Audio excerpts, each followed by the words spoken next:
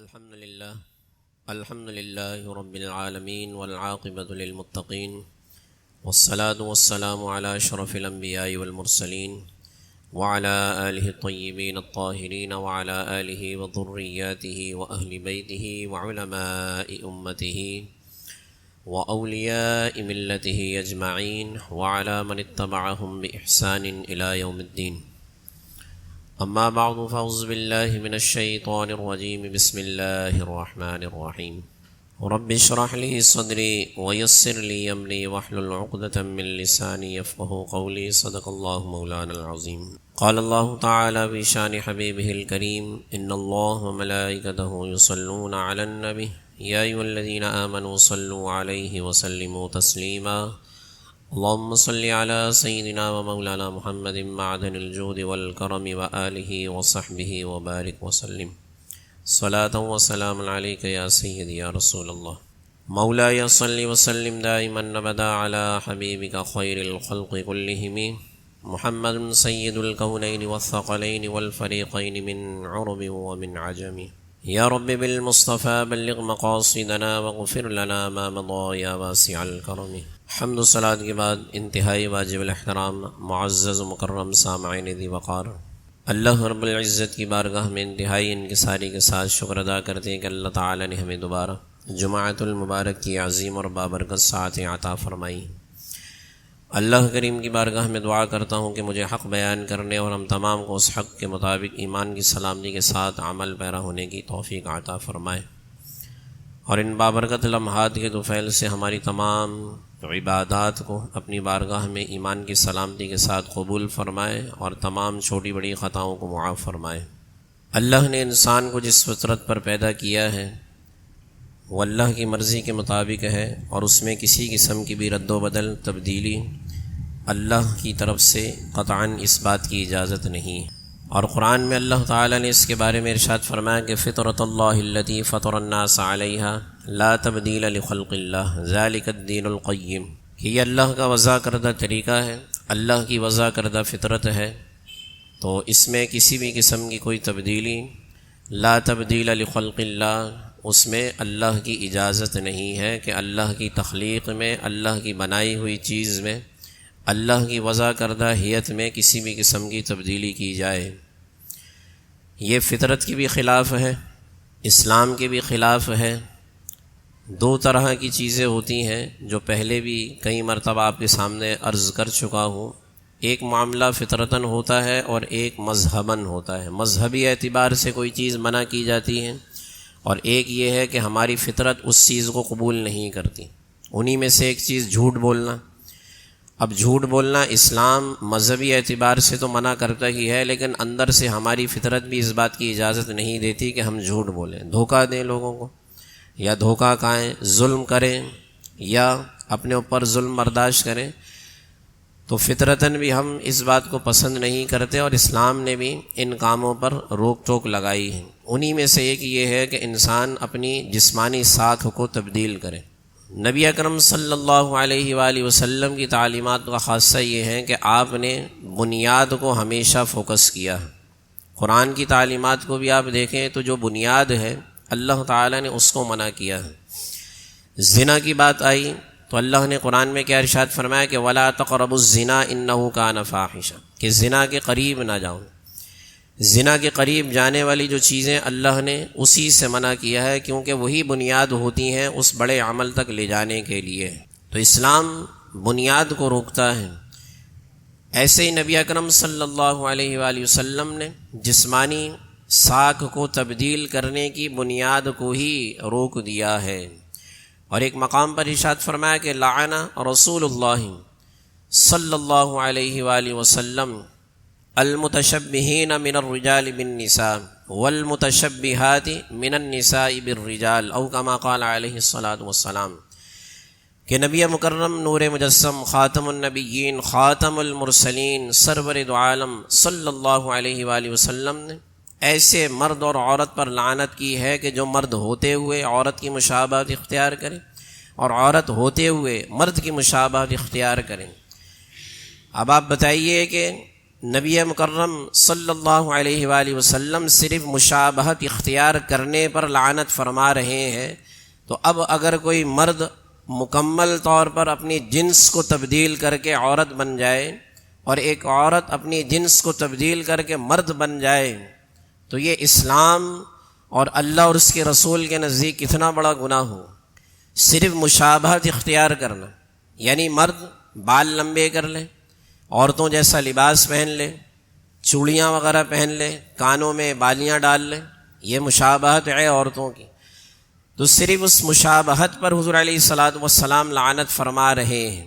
ایسے ہی عورت لمبے بال کی جگہ مردوں کی جگہ چھوٹے چھوٹے بال کر لے، مردانہ لباس پہن لے، مردانہ وجاہت اختیار کرنے کی کوشش کرے، جنس اس کی عورت ہی ہے، اسی طرح مرد کی جنس مرد ہی ہے، صرف مشابہت اختیار کرنے پر حضور علیہ الصلوۃ والسلام لعنت فرما رہے ہیں۔ تو ایسا کیسے ممکن ہے کہ وہی اسلام، اللہ اور اس کے رسول کی تعلیمات جنس کی تبدیلی پر آمادہ ہو جائیں گی؟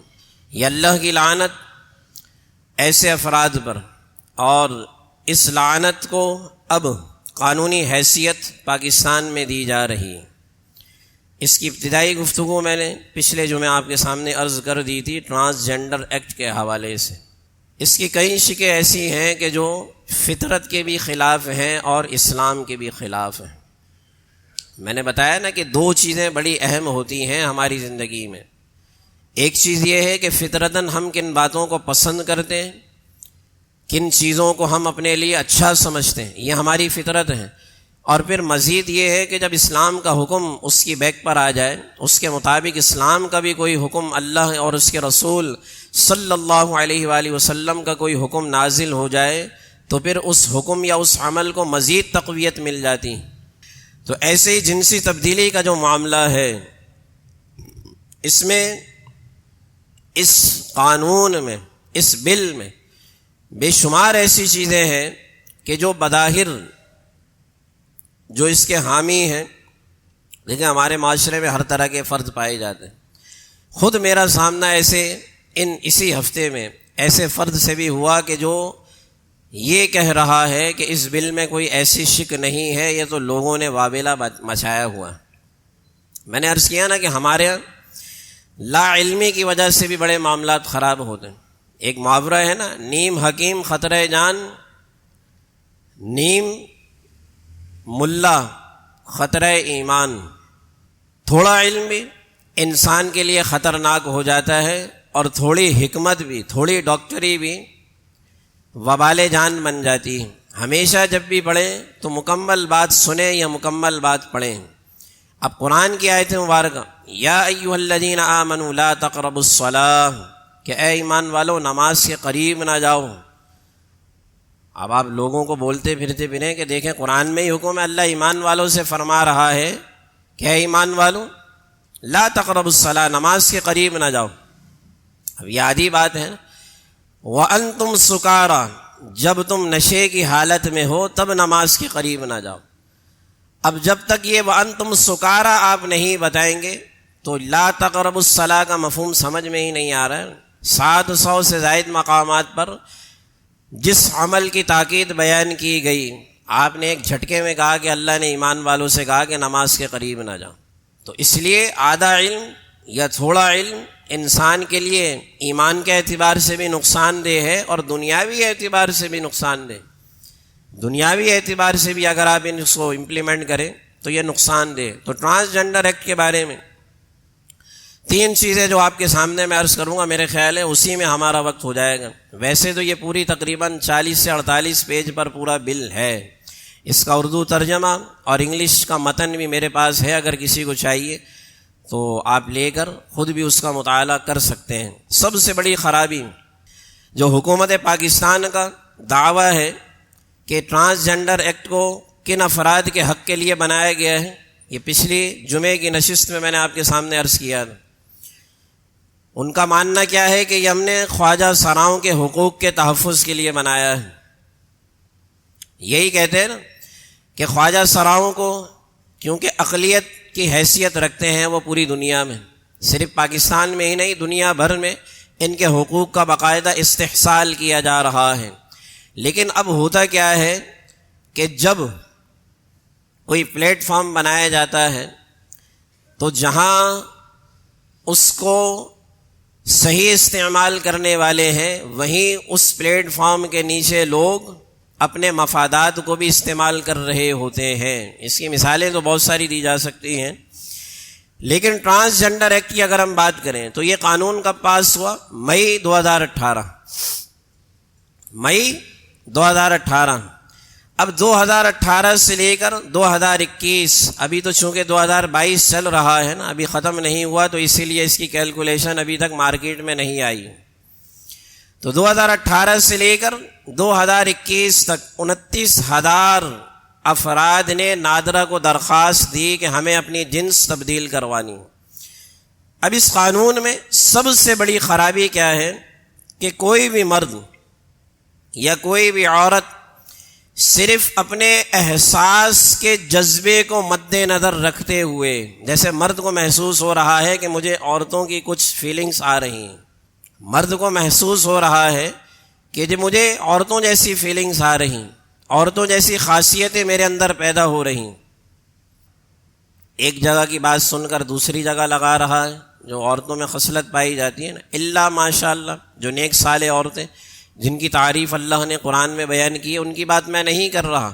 تو اب کسی مرد کو لگ رہا ہے کہ میرے اندر عورتوں جیسی خصوصیات محسوس کر رہا ہے وہ، تو اب وہ طبی معائنے کے بغیر نادرا میں جائے اور درخواست دے دے کہ مجھے مرد کی جگہ اپنی عورت، اپنی جنس عورت لکھوانی۔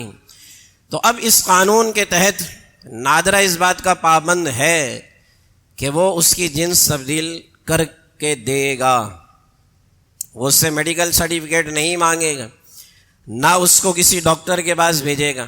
ہوتا ہے نا کہ نادرا کا کوئی اپنا ڈاکٹر ہو، چلے آپ باہر سے اگر تصدیق کروا کے لائیں تو نادرا کہے کہ ہم اس بات کو تسلیم نہیں کرتے، ہم اپنے ڈاکٹر سے آپ کا معائنہ کروائیں گے۔ اگر یہ چیز بھی ہو اس قانون میں تب بھی سمجھ میں آتا ہے کہ اس قانون کا غلط استعمال نہیں ہوگا، لیکن یہ چیز بھی نہیں اس قانون میں پائی جا رہی۔ صرف اپنی خواہشات نفس کی بنیاد پر کوئی بھی مرد یا کوئی بھی عورت اپنی جنس نادرا میں جا کر تبدیل کروا سکتا ہے۔ اب اس شک کی وجہ سے جو سب سے بڑی خرابی معاشرے میں آ رہی ہے وہ ذرا میں آپ کو بتاؤں، کیونکہ لوگ کہتے ہیں کہ بھائی ہمارا جسم ہماری مرضی، ہمارا جسم ہماری مرضی، یہ نعرہ لگاتے ہوئے اب کوئی کچھ بھی کرے گا تو ہم نہیں روکیں گے۔ ہم بالکل روکیں گے بھائی اس کو، کیونکہ امر بالمعروف اور نہی عن المنکر کا داعی ہم کو بنایا گیا ہے، ہمیں یہ حکم دیا گیا ہے کہ اگر ہمارے سامنے کوئی غلط کام ہو رہا ہو تو 3 درجے اس کے، ہاتھ سے روکو یا زبان سے روکو یا دل میں برا جانو۔ تو جہاں ہم استطاعت رکھتے ہیں تو ہم منع کریں گے، نہیں کریں گے تو ہم گناہ گار ہیں نا۔ لیکن نہیں، قانونی حیثیت جب کسی گناہ کو سرپرستی حاصل ہو جائے تو اس میں پھر آپ اور میں کیا کریں گے؟ ہم اسی لیے تو اس بل کے خلاف ہیں کہ جب کسی جرم کو قانونی حیثیت حاصل ہو جائے نا تو پھر وہاں میں اور آپ کیا کر سکیں گے؟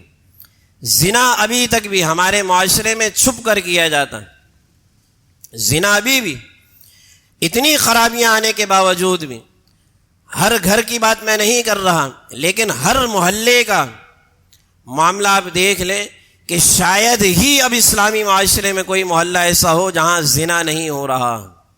یہ میں اپنے مشاہدے کی بات کر رہا ہوں، ہو سکتا ہے آپ کا مشاہدہ کچھ اور ہو اس معاملے میں، ہر گھر میں نہیں لیکن ہر محلے میں ضرور ہو رہا ہے۔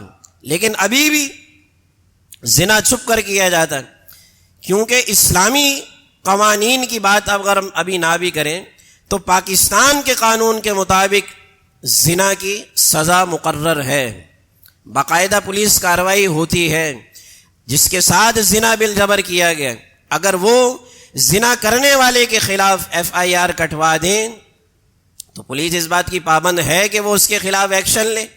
لیکن اب اس قانون کے تحت کیا ہوگا کہ اب کوئی مرد کسی عورت کے ساتھ بدفعلی کرنا چاہتا ہے یا اس کے ساتھ علیحدگی میں ملنا چاہتا ہے تو اب آپ بتائیے کہ مرد سے الگ ملنے پر کوئی پابندی ہے؟ کہ اگر ہم 2 آدمی الگ کمرے میں بیٹھ کر بات کر رہے ہوں تو نہ معاشرے میں برا ہے، نہ اسلام کی نظر میں برا ہے، نہ اخلاقی اعتبار سے برا ہے۔ ایسے ہی دو اجنبی عورتیں بھی اگر تنہائی میں بات کر رہی ہوں یا تنہائی میں کسی کمرے میں موجود ہوں تو ہمارا اسلام اس کو بھی برا نہیں کہتا۔ کیوں؟ کیونکہ وہ دونوں عورتیں ہیں نا۔ اب آپ ذرا اس کی باریکی کو سمجھنے کی کوشش کریں کہ کتنی خرابی ہے صرف اس ایک شک میں۔ اب اگر کوئی مرد اپنے ناجائز مقاصد کو، اپنے مذموم مقاصد کو کسی عورت کے ساتھ پورا کرنا چاہتا ہے تو اب سب سے پہلے وہ کیا کرے گا کہ قانونی طور پر جا کے اپنے شناختی کارڈ میں جنس والے خانے میں مرد کے بجائے عورت لکھوا لے گا۔ اب حقیقی طور پر وہ کون ہے؟ مرد ہے نا، ہمیں نظر آ رہا ہے وہ مرد ہے، اس کی شیپ بھی بڑی ہوئی ہے، داڑھی بھی نظر آ رہی ہے، اس کا حال حلیہ بھی مردوں والا ہے، لیکن قانونی طور پر وہ عورتوں والا ہے۔ اب لڑکی کے گھر والے، خاتون خانہ کے گھر والے اس شخص کے خلاف اگر ایف آئی آر کٹواتے ہیں تو پولیس بھی لاچار ہے اس کے خلاف ایکشن لینے کے لیے۔ کیوں؟ کیونکہ قانونی طور پر تو وہ مرد ہے ہی نہیں نا، قانونی طور پر تو وہ مرد ہے ہی نہیں، قانون نے تو اس کو عورت تسلیم کر لیا ہے۔ تو اب آپ بتائیے کہ جب یہ قانون ہمارے معاشرے میں پاس ہوگا تو ہماری مائیں بہنوں کی عزتیں محفوظ رہیں گی؟ ہماری ماؤں بہنوں کی عزت خطرے میں ہے نا۔ تو ضرورت اس بات کی ہے کہ ہمیں اس قانون کو لاگو ہونے سے پہلے روکنا چاہیے۔ اب خواجہ ثناؤں کے حق میں اس قانون کو بنایا گیا، لیکن 2018 سے لے کر 2021 تک کتنی درخواستیں نادرہ کو دی گئی؟ 29,000۔ اب کیلکولیشن آپ سنیے کہ اس چھتری کے نیچے یہ جو قانون بنایا گیا نا تو لوگ اپنے مذموم مقاصد پورے کر رہے ہیں۔ جن کے حق میں بنایا گیا 29,000 میں سے صرف 30 خواجہ سرا ایسے تھے کہ جنہوں نے نادرہ کو درخواست دی کہ جو مرد کی طرف جن کا جنسی رجحان زیادہ ہے تو انہوں نے درخواست دی کہ ہمارے جو شناختی کارڈ والے جنس کے خانے میں ہمیں مرد ڈکلیئر کیا جائے۔ اسی طرح جو عورتوں کی حیت میں ہے تو انہوں نے درخواست دی کہ ہمیں عورت ڈکلیئر کیا جائے۔ تو خواجہ ثناؤں کی درخواست دینے کی تعداد کتنی ہے؟ صرف 30۔ 29,000 میں سے صرف 30۔ آٹے میں نمک والی مثال بھی چھوٹی ہے اس کے سامنے۔ 29,000 کہاں اور صرف 30 درخواستیں کہاں؟ اب ان 29,000 میں سے 16,530 درخواستیں مردوں نے دی کہ جو عورت بننا چاہتے ہیں۔ اب آپ بتائیں نا کہ خرابی کس قدر بڑھ رہی ہے کہ اس قانون کو جو یہ لوگ عالم بلند کرتے ہیں کہ ہمیں لوگوں کے حق میں اس کو بنایا گیا ہے، اور ٹرانسجینڈر کے نام پر لوگوں کو جو بے حیائی کی طرف دھکیلا جا رہا ہے، اور وہ یہ کہتے ہیں کہ ہم اس سے خواجہ ثناؤں کے حقوق کا تحفظ کریں گے، تو ہو رہا ہے تحفظ، اور خاص طور پر جو ہم جنس پرستی والے ہیں۔ اب یہ تو میں نے آپ کو ایک زنا کی مثال دی نا، اب مرد مرد سے زنا کرنا چاہتا ہے تو ابھی تک بھی ہمارے معاشرے میں یہ برا کام ہے یا نہیں؟ ہے نا؟ بولیے۔ عورت عورت سے اگر بدفعلی کرے تو ابھی بھی برا ہے نا یہ۔ اگر ہمیں کسی کے بارے میں پتہ چل جائے تو ہم اس کو اچھی نظر سے دیکھیں گے، لیکن جب اس مرد کو قانونی حیثیت مل جائے کہ وہ مرد کے ساتھ بدفعلی کر سکتا ہے اور قانون اس کی سپورٹ کر رہا ہے تو وہ ہمارے آپ کے برا لگنے کی پرواہ کرے گا؟ وہ کہے گا بھاڑ میں جائیں سب، جس کو برا لگ رہا ہے لگے۔ ایسے ہی دو عورتیں بدفعلی کرنا چاہتی ہیں تو اب اسی قانون کے تحت مرد مرد سے کرنا چاہتا ہے تو یہ چور دروازہ کہ ان میں سے ایک مرد جا کر جنس تبدیل کروا لے گا، جنس والے خانے میں مرد کی جگہ اس نے عورت ڈکلیئر کروا لیا۔ اب قانونی طور پر اور اسلامی طور پر مرد کی عورت سے شادی کو ہم جائز سمجھتے ہیں، اور ہمارے ہاں عام طور پر جو معاشرے میں رواج ہے جب نکاح ہو رہا ہوتا ہے تو قاضی صاحب کے سامنے عورت کو تھوڑی پیش کیا جاتا ہے یا نہیں؟ عام طور پر کیا ہوتا ہے کہ لڑکی کا شناختی کارڈ دیا جاتا ہے۔ اب میں اپنی بات کروں، اب میرے پاس شناختی کارڈ آیا، اب وہ پہلے شکیل صاحب تھے، شکیل صاحب سے وہ شکیلہ ہو گئی، پہلے جنس میں مرد لکھا ہوا تھا، اس نے عورت لکھوا لیا۔ اب میں یہ تھوڑی کہوں گا کہ میں نے جا کر شکیل صاحب کو دیکھنا ہے کہ وہ واقعی عورت ہیں یا مرد ہیں، اب کیا ہوتا ہے کہ یہ تو ایک اعتماد کی بنیاد پر سارے کام ہوتے ہیں نا، کیونکہ معاشرتی معاملات اعتماد کی بنیاد پر چلتے ہیں. جب آپ کسی سے قرضے کا لین دین کرتے ہیں تو وہ آپ کے ماضی کے معاملات تھوڑی دیکھے گا کہ اس سے پہلے اس نے قرضہ لیا تھا تو دیا تھا یا نہیں. تو اعتماد کی بنیاد پر ہم آپس کے معاملات کرتے ہیں نا. تو اب اس میں کیا ہوگا کہ پڑھانے والا بظاہر تو اس کو معلوم نہیں ہے، لیکن اس کے دل پر یہ بوجھ تو رہے گا نا. تو اب LGBT یہ اس تنظیم کا نام ہے جو میں نے پچھلے جمعے میں بھی عرض کیا تھا، جو دنیا بھر میں ہم جنس پرستی کو پروموٹ کرتا ہے. لیزبین انگلش میں عورت کا عورت کے ساتھ بدفعلی کرنا. گے مرد کا مرد کے ساتھ کرنا. لیزبین، گے، بائی سیکسول، ٹرانسجینڈر، LGBT. اور اس کو بدقسمتی سے سرپرستی کس تنظیم کی حاصل ہے؟ اقوام متحدہ کی، جو اپنے آپ کو یونائٹڈ نیشن آرگنائزیشن کا نام دیتا ہے، UNO، جو کہتا ہے کہ ہم تمام اقوام عالم کے حقوق کا تحفظ کرنے والے ہیں. اب آپ بتائیے کہ جب اتنی بڑی تنظیم اس گناہ کو پروموٹ کرے گی تو پھر آپ کہاں جائیں گے؟ یہ ہم جنس پرستی میں نے عرض کیا تھا پچھلے جمعے بھی کہ اسلام تو اسلام رہا، یہودیت میں بھی اس کی حمایت نہیں ملتی، عیسائی مذہب میں بھی اس کی کوئی حمایت نہیں ملتی. اور تو اور مذہبی خانے کو آپ ایک طرف رکھ دیں تو میں نے ابتدا میں عرض کیا تھا نا کہ بعض معاملات فطرتی ہوتے ہیں، تو ہماری فطرت بھی اس بات کی اجازت نہیں دیتی کہ مرد مرد کے ساتھ بدفعلی کریں، اسی طرح عورت عورت کے ساتھ بدفعلی کریں. لیکن اس قانون کو لاگو کر کے نادرا کو اور دیگر سرکاری جتنے بھی محکمے ہیں ان سب کو یہ پابند کیا جائے گا کہ جب نادرا نے تبدیل کر کے دے دی ہے تو آپ بھی تبدیل کرنے کے پابند ہیں.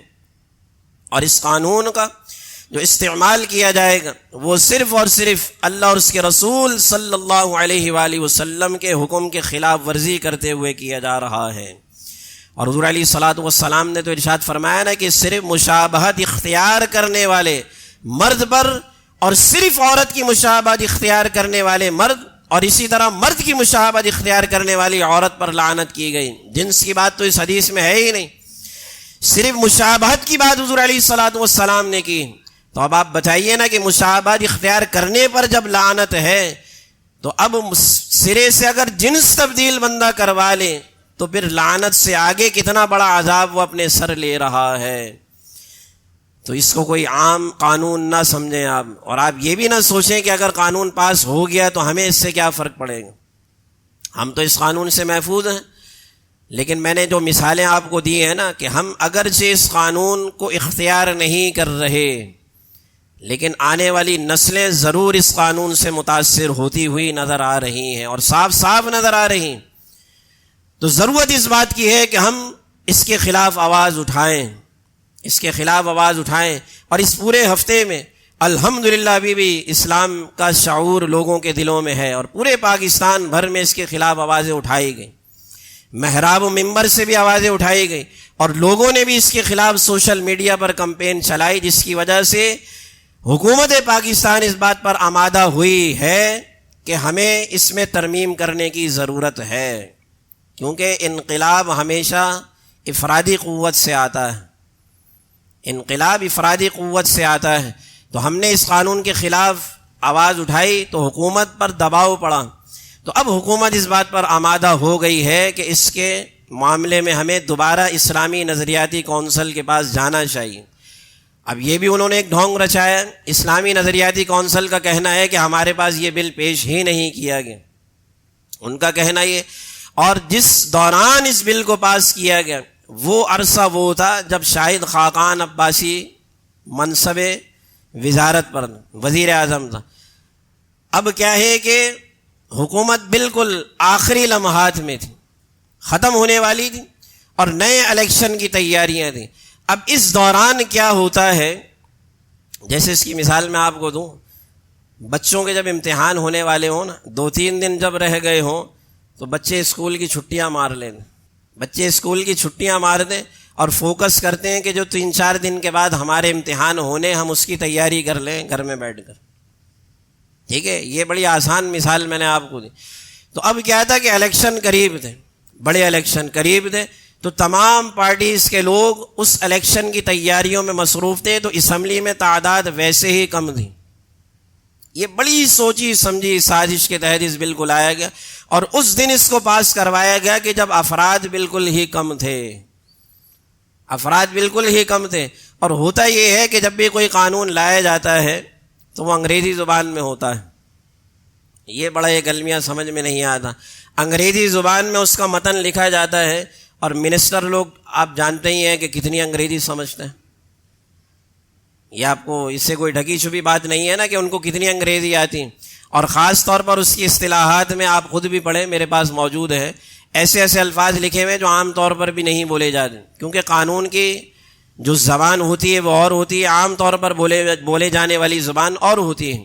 تو اب قانونی پیچیدگیوں کی وجہ سے ویسے ہی وہ بیچارے انگوٹھا چھاپ ہوتے ہیں، جعلی ڈگریاں لے لے کر اسمبلیوں میں پہنچے ہوتے ہیں، الا ماشاء اللہ کوئی پڑھا لکھا اگر آیا بھی ہو تو وہ پھر کیسا ہوتا ہے وہ بھی آپ جانتے ہیں۔ تو وہ ویسے ہی انگریزی سے بھی بہرا ہے۔ تو ہونا تو یہ چاہیے نا کہ ملک پاکستان جس کی قومی زبان اردو ہے، لیکن ابھی تک اردو سرکاری طور پر رائج نہیں۔ رائج ہونے کا مطلب تو یہ ہے نا، تو ایسے تو پھر دوسرے ممالک کے لوگ ہم سے بہتر ہیں نا جو اپنی زبان کو لاگو کرتے ہیں سرکاری طور پر، جہاں بھی جس چیز کو بھی لاگو کیا جائے گا ہر جگہ وہ اپنی زبان کو ہی لکھتے ہیں۔ ہمارے آپ جہاں بھی چلے جائیں، تعلیمی اداروں میں چلے جائیں، بینکوں میں چلے جائیں، سرکاری محکموں میں چلے جائیں، ہر جگہ انگلش استعمال ہو رہی، پڑھنا لوگوں کو آتی نہیں۔ اب کیا سے کیا لکھا ہوا ہوتا ہے، اسی وجہ سے کئی جھگڑے معاہدوں میں انگلش زبان کی وجہ سے ہو جاتے ہیں، کیونکہ لکھا ہوا کچھ اور ہوتا ہے، سمجھایا کچھ اور جاتا ہے، اور بعد میں نکلتا کچھ اور ہے۔ تو یہ اس دوران قانون پاس کیا گیا۔ تو اب چونکہ اس کی تمام شکیں خرابیاں لوگوں پر ظاہر ہو چکی ہیں تو لوگ اس کے خلاف آواز اٹھا رہے ہیں، تو ہم بھی الحمدللہ اس کے خلاف آواز اٹھا رہے ہیں، اور آپ بھی اس کے خلاف جہاں تک ہو سکتا ہے اس کو احتجاج آپ کیجئے، کیونکہ ابھی ہو سکتا ہے کہ ہم اس قانون کی زد میں نہ آئیں، لیکن صاف صاف نظر آ رہا ہے کہ یہ اللہ اور اس کے رسول صلی اللہ علیہ وآلہ وسلم کی تعلیمات کی خلاف ورزی ہے۔ اور جس قوم کے بارے میں اللہ نے فرمایا کہ ہم نے ان پر پتھروں کا عذاب نازل کیا ہے، اسی چیز کو اسلامی معاشرے میں امپلیمنٹ کرنے کی کوششیں کی جا رہی ہیں۔ اللہ کریم کی بارگاہ میں دعا کرتے ہیں ایمان کی سلامتی ہمیں عطا فرمائے، اور قرآن و سنت کے مطابق ہمیں زندگی استقامت کے ساتھ گزارنے کی توفیق عطا فرمائے۔ وآخر دعوانا ان الحمد للہ رب العالمین۔